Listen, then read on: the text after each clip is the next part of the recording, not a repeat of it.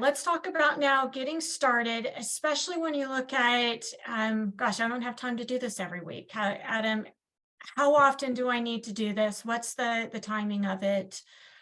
Lay this out. Yeah. Okay, so let's say you're listening here today and you're like, okay, this has piqued my interest. I see there's value in this. How do I even begin to get started? All right.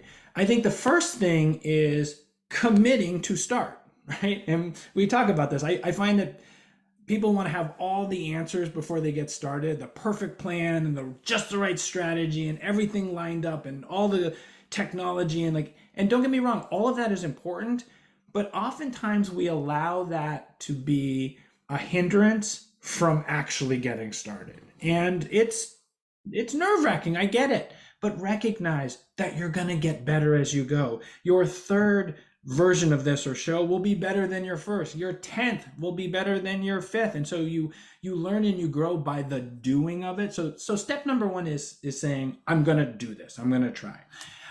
Some practical things to do from there. Okay.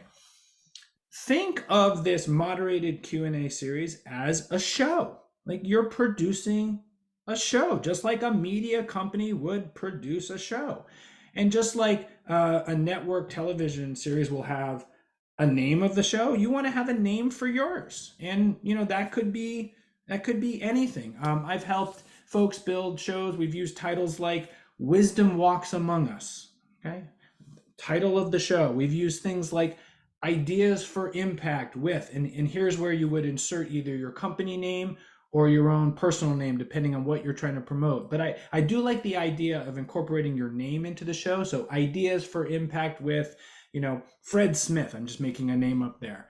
So you want to have a name and you want to start producing your show through that sort of branded name. And don't get so hung up on the name. It's not that important. It's just something to ground it with.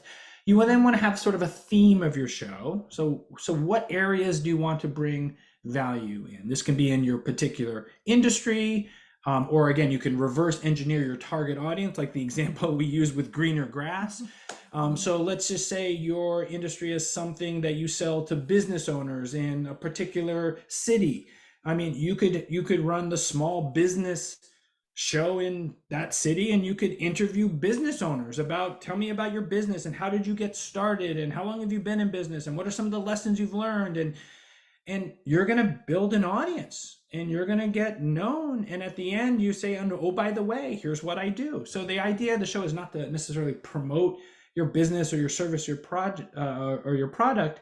It's to build brand awareness and engagement, and that consistent contextual content creates conversations, and those conversations then leads to opportunities to say, oh, by the way, this is what I do. So we have the title of our show, we have a theme or an area that we're going to do, and then you reach out and you start inviting people. You say, hey, I have this show, it's called Ideas for Impact, and you are someone who provides impact, and I would love to interview you on my show. Would you be on it? And here's the crazy thing. People say yes. Most people say yes. They want to come on and share. And so you start, and then you just do your first one. And then you keep going. And you learn as you go. And each one is that's the sort of recipe. It's not rocket science, but that's how you do it.